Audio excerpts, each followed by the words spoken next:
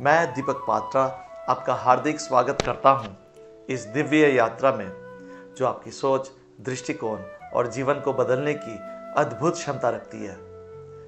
क्या आप जानते हैं इस अलौकिक अमृतमय ज्ञान का उद्गम स्वयं भगवान श्री कृष्ण से हुआ और आज से लगभग 5000 वर्ष पूर्व इसे रचा गया।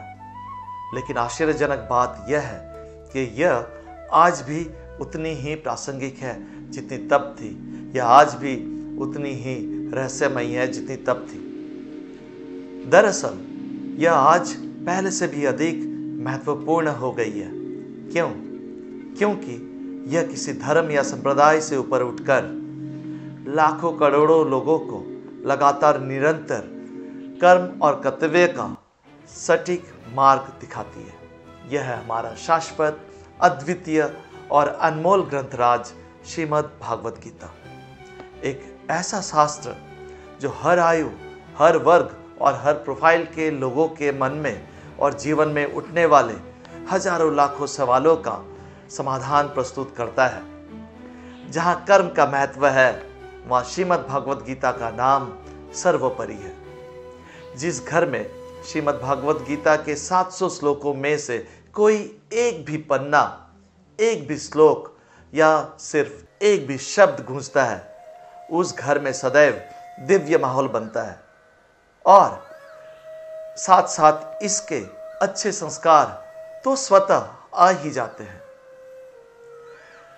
श्रीमद् भागवत गीता हमें साफ सोच और स्पष्ट दृष्टि प्रदान करता है।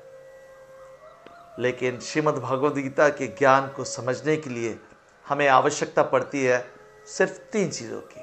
पहला, खुला मन।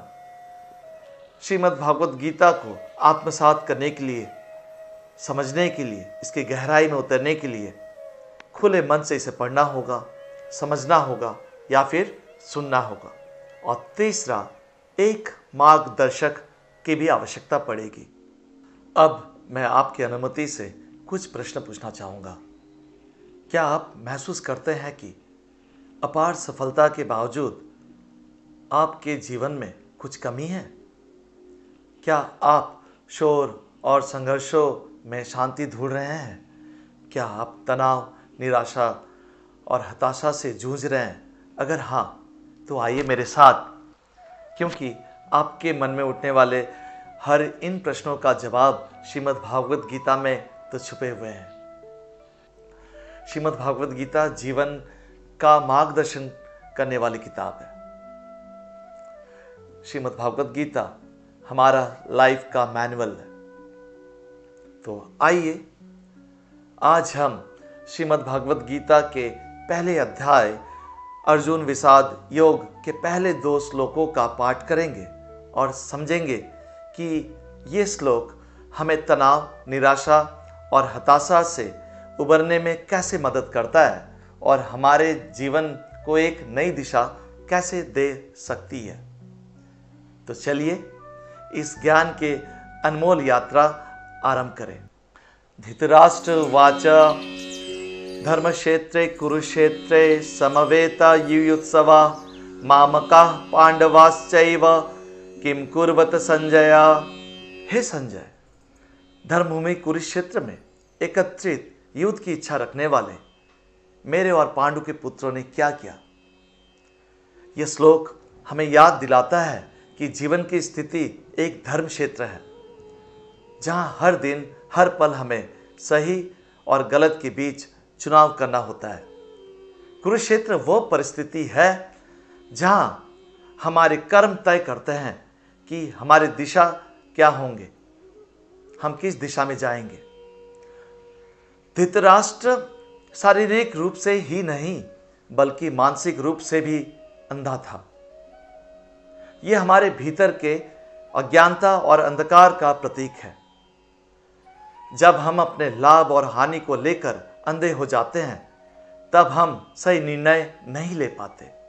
यह श्लोक हमें आत्ममंथन, सेल्फ एनालिसिस करने को प्रेरित करता है। धृतराष्ट्र संजय से पूछता है, इसलिए क्योंकि धृतराष्ट्र खुद देख नहीं सकता। हमें भी अपने जीवन में उन लोगों का मार्गदर्शन स्वीकार करना चाहिए जो हमें सच्चाई दिखा सके। द्वितीय श्लोक। संजय उवाच दृष्ट्वा तु पांडवानीकं व्यूढ़ं दुर्योधनस्तदा आचार्यमुपसंगम्य राजा वचनमब्रवीत्। संजय ने कहा, हे राजन, पांडुपुत्रों द्वारा सेना की व्यूह रचना देखकर राजा दुर्योधन अपने गुरु द्रोणाचार्य के पास गया और यह शब्द कहा। दुर्योधन अपने गुरु द्रोणाचार्य के पास तो गया, लेकिन उसके विचार संदेह और भय से भरे हुए थे। जीवन में असफलता का डर और अहंकार हमें कमजोर बना सकता है। सही निर्णय लेने के लिए सही मार्गदर्शन की आवश्यकता होती है, लेकिन मार्गदर्शन तभी उपयोग में संभव है जब हम अहंकार और नकारात्मकता से मुक्त हो। पांडवों की संगठित सेना उनके अनुशासन, एकता और कर्तव्य के प्रति समर्पण का प्रतीक है। आप अपने आप से प्रश्न कीजिए, क्या मैं अपने लक्ष्य की प्राप्ति के लिए पर्याप्त तैयारी कर रहा हूं? क्या मैं लक्ष्य की पूर्ति के लिए संपूर्ण रूप से समर्पित हूं? जब भी आप किसी महत्वपूर्ण निर्णय या चुनौती का सामना करें, स्थिति का अति अवश्य मूल्यांकन करें और किसी अनुभवी व्यक्ति से सलाह लें ताकि आप सही निर्णय ले सकें। परिस्थिति कितनी भी कठिन क्यों ना हो, लेकिन अपने कर्तव्यों को पूरी निष्ठा और समर्पण के साथ निभाना ही सच्चा धर्म है। तो चलिए, इस सेशन को पूर्ण विराम देने से पहले मैं आपसे एक प्रश्न पूछना चाहूंगा कि 700 श्लोकों में से आपका फेवरेट श्लोक कौन सा है और क्यों है? तो जुड़े रहिए, क्योंकि काफी रहस्य अभी बाकी है।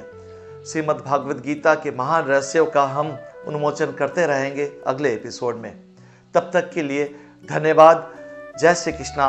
राधे राधे।